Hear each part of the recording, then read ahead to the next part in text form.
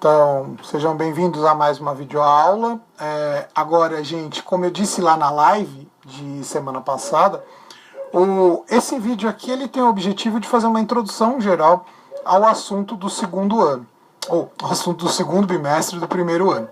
Então, a gente já encerrou toda a questão do primeiro ano, do primeiro bimestre, né? Que era o objetivo do primeiro bimestre é dar uma introduzida geral do que é filosofia e sobre toda essa questão do conhecimento, que, a meu ver, e parece que o currículo do Estado de São Paulo concorda bastante comigo, ou eu concordo bastante com o currículo do Estado de São Paulo, a questão do conhecimento é meio que uma questão essencial na filosofia, porque como a filosofia ela está relacionada à nossa capacidade de pensar, e pensar a realidade à nossa volta, para a partir daí dar uma resposta, né, do que é a realidade, do como nós nos relacionamos com essa realidade, o conhecimento é um fator essencial para a gente poder trabalhar essa reflexão. E por isso que não à toa, nesse começo de primeiro bimestre, ou melhor, nesse começo de primeiro ano, nesse começo de ensino médio, o tema filosofia está muito voltado para conhecimento. A gente introduziu ali, quando eu falei toda a questão do mito da caverna, senso comum, senso crítico e tal. Depois a gente passa para a questão do conhecimento. Eu introduzi o assunto. O assunto não está encerrado. Existem diversas, na verdade, praticamente as linhas são aquelas. O empirismo, o inatismo e o criticismo, que é meio que um meio termo entre as duas ideias, são basicamente as linhas aí do pensamento filosófico para o conhecimento. Só que você tem alguns aprofundamentos que a gente vai tentar trabalhar no decorrer desse segundo bimestre, e isso vai voltar em alguns outros pontos nos próximos anos. Para esse segundo bimestre, basicamente, o que o currículo do Estado de São Paulo coloca para a gente é a diferença entre a filosofia com outras áreas do conhecimento. E eles vão colocar 4 principais. São elas: a religião, a ciência, a arte e a cultura. Vou fazer um parêntese em relação à cultura, começando por ela. Quando a gente fala de cultura, né, é interessante porque os temas que vão aparecer no Estado de São Paulo, no currículo do Estado de São Paulo, para falar de cultura, eles também aparecem muito em sociologia. Geralmente, nos anos anteriores, quando eu estava em sala de aula, eu não conseguia trabalhar esse assunto, né? E não me preocupava muito, porque, teoricamente, o professor de sociologia trabalharia no terceiro bimestre. Eu sei porque eu já dei aula de sociologia uns anos atrás, e eu conheço o currículo do primeiro ano. Eu só dei aula para o primeiro ano, mas eu conheço o currículo de sociologia do Estado de São Paulo do primeiro ano. Nos outros, eu não sei exatamente o que eles trabalham. Mas, assim, quando a gente fala, então só para a gente fazer um parêntese aí, provavelmente esse ano com o canal eu vou conseguir trabalhar o assunto. Não sei se aqui, não sei se em sala de aula, mas enfim. Então eu também não vou me pegar muito nesse ponto, a diferença entre filosofia e cultura, sei lá, o Estado coloca algumas problematizações, até valem a pena, mas não sei se tanto assim. Vou pegar muito mais a questão da filosofia, da arte, da ciência e da religião. Vou começar com filosofia e ciência. Então, primeiro, eu espero que tenha ficado claro no decorrer desse primeiro bimestre que a filosofia ela é uma área do conhecimento que ela trabalha com a razão, a reflexão, a nossa capacidade de pensar, a nossa capacidade de entender o mundo a partir do nosso pensamento, a partir do trabalho que a mente faz com a realidade. Porque, afinal, uma coisa é eu conhecer uma determinada realidade. Outra coisa é eu começar a pensar em cima dessa realidade. É um processo que eu vou fazer para relacionar ideias, para aprofundar, para tentar conhecer melhor, para associar realidades diferentes. Então ele é um processo mais elaborado. Eu posso muito bem saber o que é uma determinada coisa, mas associar isso a outras coisas é algo mais complexo. Por exemplo, vamos pegar aqui. Eu tenho aqui na minha mão um celular. Eu sei o que é um celular. É um aparelho de telefone que, enfim, serve para eu ligar, serve para me comunicar, e hoje em dia o celular tem infinitas utilidades. Mas quando eu penso a história do celular, ou a história da telefonia,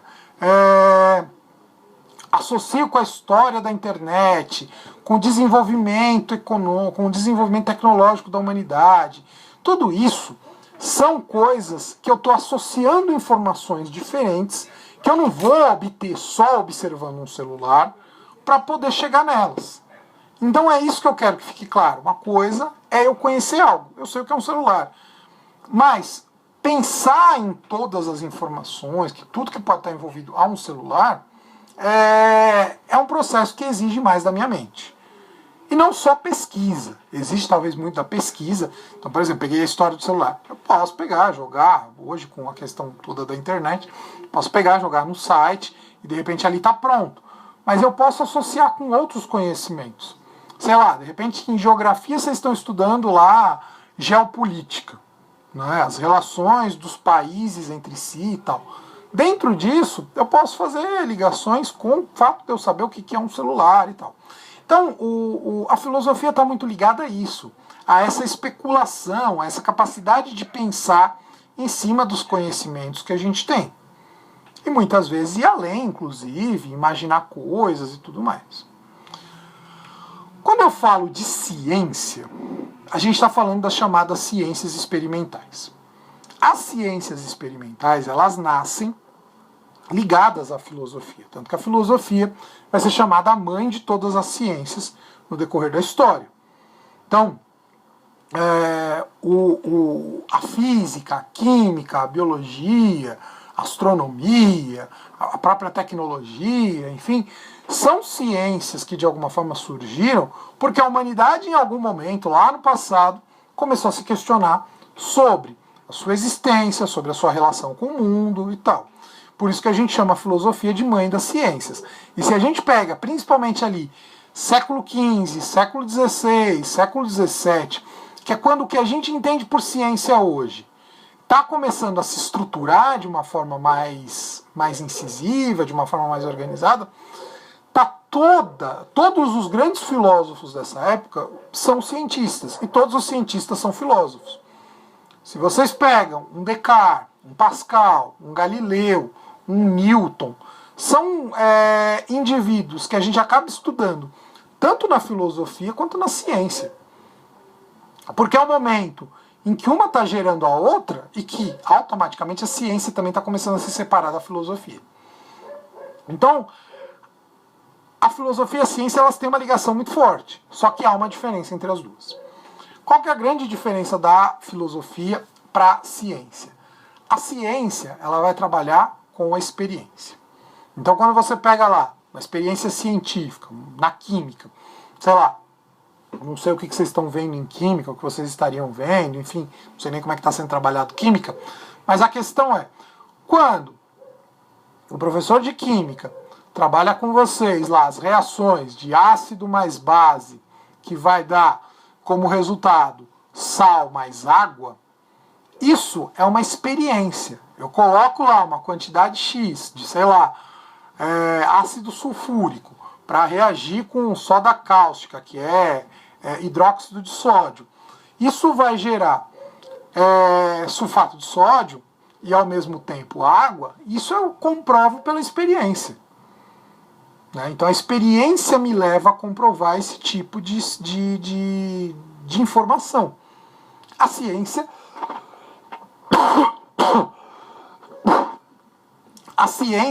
ela funciona dessa forma. Então, o que eu quero que fique claro para vocês é que a base da ciência é a experiência. A filosofia, ela vai além da experiência. Porque quando eu falo de experiência, eu estou falando de dados objetivos. Né? Misturei sal, ou misturei ácido com base, vai dar aí sal mais água. Isso é um dado objetivo. Eu não posso concluir o porquê que isso acontece. A ciência ela não está muito preocupada. Ela é muito mais descritiva. Ela descreve o que acontece. Descrevi que misturando sal mais água, ou ácido mais base dá sal mais água. Acabou. Quando você pega a filosofia ela é mais ampla. Não é que ela é mais ampla. Ela tenta muito mais perguntar o porquê das coisas. Né? É claro, não tem muito um porquê, pelo menos até hoje a gente não respondeu, um porquê existe, por que misturando ácido mais base vai dar como resultado sal mais água. Qual que é o motivo que leva a isso? Isso que eu quero que fique claro.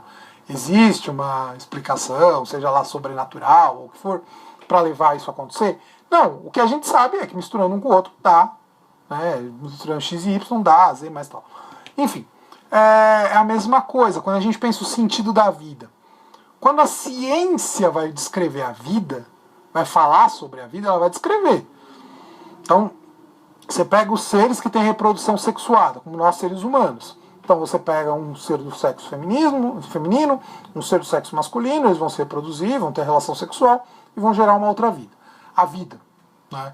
No caso do ser humano, a mulher demora 9 meses para poder gerar uma criança, a criança vai se gerar lá no ventre materno durante os 9 meses, vai nascer, e aí a média de vida do ser humano, sei lá, 80 anos, 70 anos, muda muito de lugar para lugar, de condição para condição, mas vamos pensar aí nos 80 anos. Os 2, 3 primeiros anos a criança é praticamente totalmente dependente dos pais.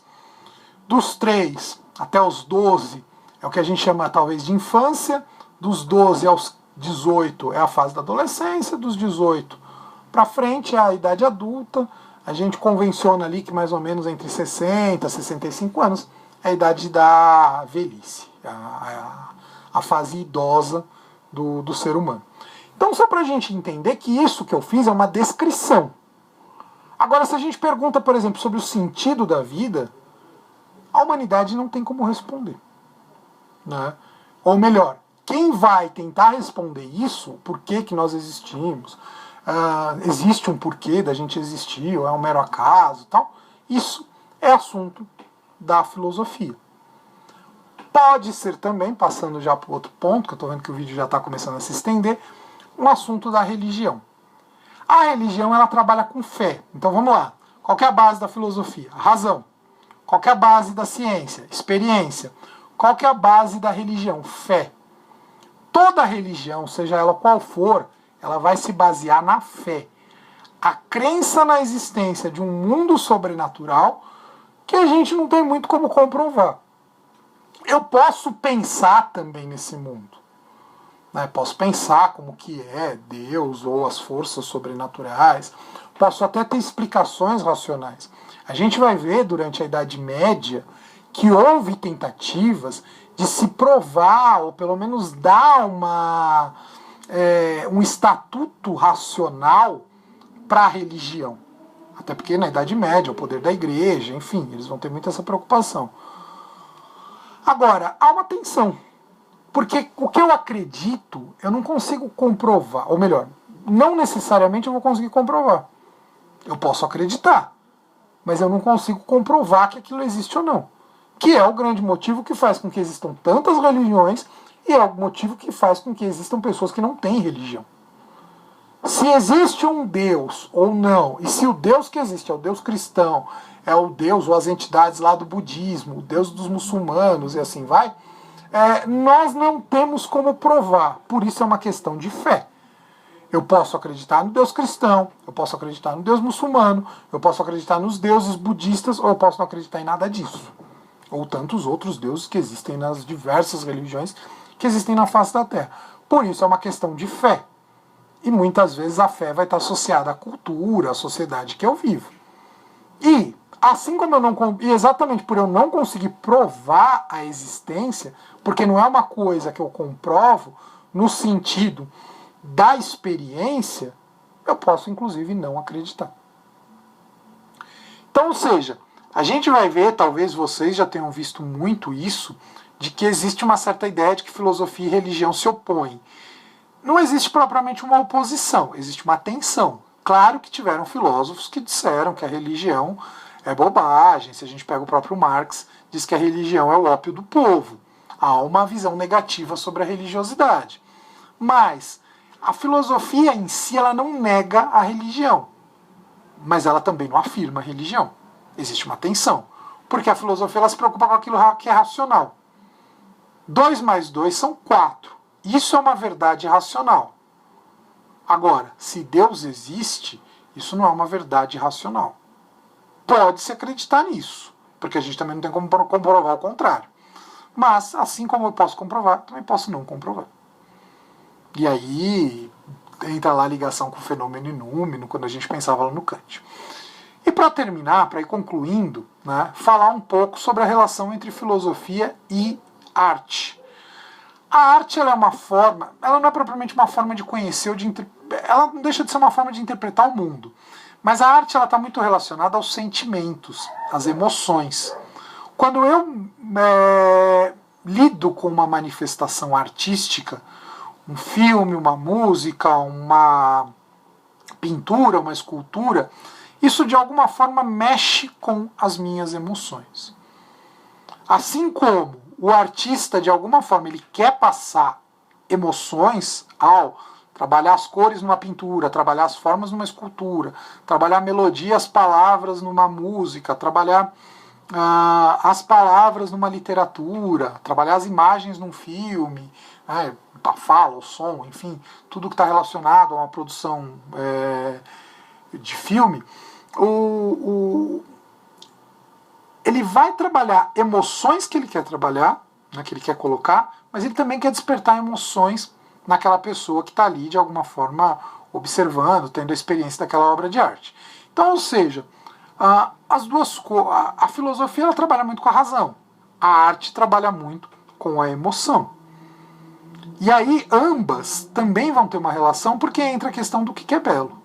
Uma das grandes preocupações que a filosofia vai ter é tentar definir o que é o belo. Se o belo é algo objetivo, eu posso dizer algo que exista algo que seja belo para todo mundo, todas as pessoas em todos os lugares do mundo vão achar que é belo, bonito, é o que agrada, ou não, o belo é subjetivo. Se é algo que para mim de repente pode ser bonito, para outro pode não ser. Então, as discussões entre a filosofia ela tem suas características próprias que a distinguem tanto da ciência, quanto da arte, quanto da religião. Ela se comunica com todas elas? Sem dúvida. A filosofia ela pretende falar um pouco sobre todas as coisas. E as áreas em si elas se comunicam. Horas vai criticar, horas vai defender, mas de uma forma ou de outra há a comunicação. Porque tem a grande preocupação de fazer o ser humano tentar entender o mundo que está à sua volta. Então, basicamente, é isso que eu quero que vocês tenham em mente para os assuntos que a gente vai discutir no decorrer desse segundo bimestre. Então, esse vídeo ficou um pouco mais longo, mas é o único dessa semana, para a gente poder entender um pouco, e aí, como eu dizia lá na live, o objetivo é ir fechando um pouco o que a gente estava vendo no bimestre passado e dar início ao que a gente vai ver nesse segundo bimestre, mas só para a gente começar a entender o que a gente vai trabalhar agora. É a filosofia ante outras formas de interpretar o mundo. A filosofia ela não é ciência, ela não é religião, ela não é arte, mas ela se comunica com a ciência, com a religião, com a arte, porque existem preocupações que são comuns dessas áreas todas do conhecimento. Então, com isso também eu vou encerrando esse assunto, ou pelo menos concluindo esse vídeo, para a gente depois poder ir aprofundando. Nas próximas videoaulas, eu vou começar a falar da relação entre filosofia e ciência, né? E aí vai ser importante pensar um pouco lá no pensamento do Hume, todo aquele questionamento que o Hume traz, porque é a partir dali que a gente vai começar a tentar entender o que a filosofia coloca para a gente como questionamento em relação à ciência, os limites que a ciência também tem. Então, basicamente, é isso.